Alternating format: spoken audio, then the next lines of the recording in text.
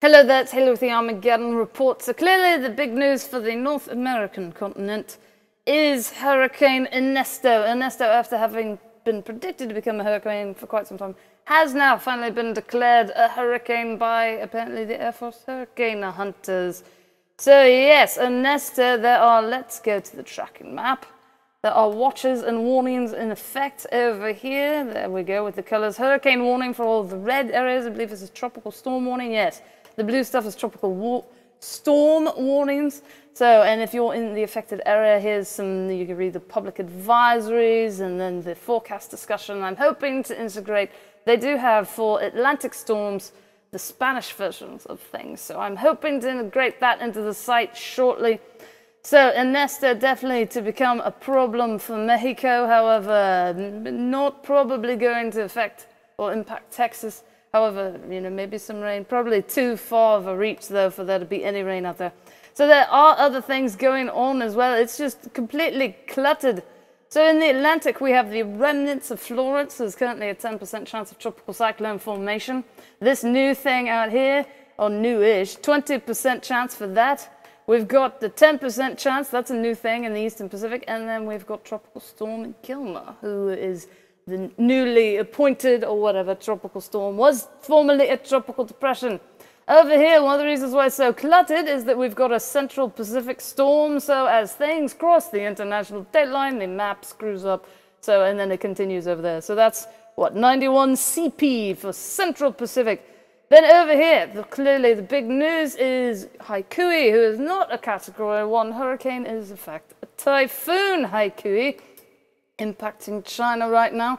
And then we've got this thing, this one where it's still predicted to become a tropical storm and get a name any one of these days. I think Kurogi is the next name. Not sure what that one means. And then apparently we've got more spaghetti models, 91 WP over there. I think that about covers it for all of the many things. There's so much going on right now.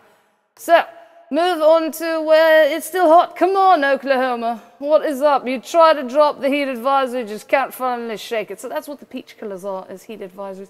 They also happen to be where the severe thunderstorm warnings are right now. Red flag warnings are these colors. Arizona and California and Nevada off in this area getting super, super hot. So this would be, let's get back to the main map. Excessive heat watch. This is excessive heat warning. These, I think, are actually flood warnings. So, you know, if you could only get the flash flood warnings, as the case may be, you get the water to pour out the heat. Does that work that way? Probably not. And then all of this lovely grey stuff, air quality alert. So just, I don't know, have a breathing apparatus or something today. Severe thunderstorm news. Let's go to the warnings first, since there's more to talk about there. So Oklahoma looks like Arkansas affected as well, yes. Georgia with some severe thunderstorm warnings, and then of course that's where the excessive heat. Well, not excessive, it's just heat advisory. It's not officially excessive heat.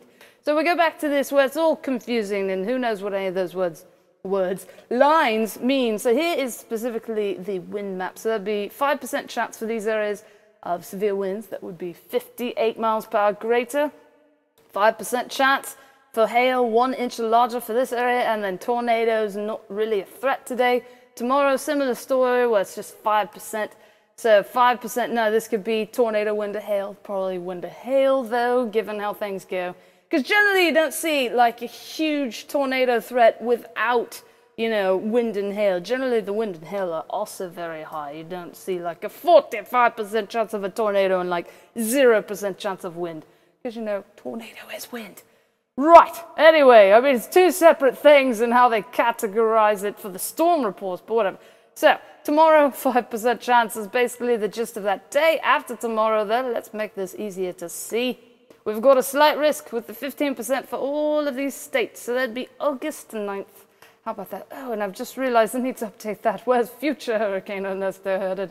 Yes, it is now Hurricane Ernesto. Anyway, so this is day after tomorrow. There's a slight risk. And then almost all of the eastern states affected by a 5% at the very least.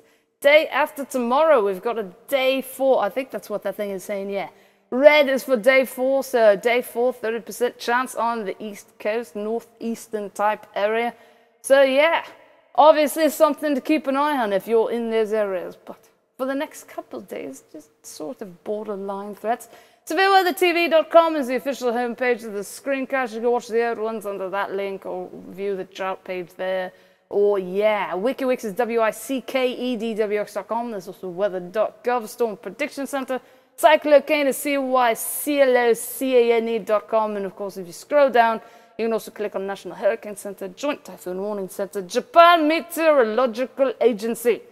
So yes, Ernesto, that's what's going on. So hopefully everybody everywhere stays safe, even if you're nowhere near Ernesto. Just stay safe as a general rule. Good rule of life or something. Anyway, that's it for today. Take it easy.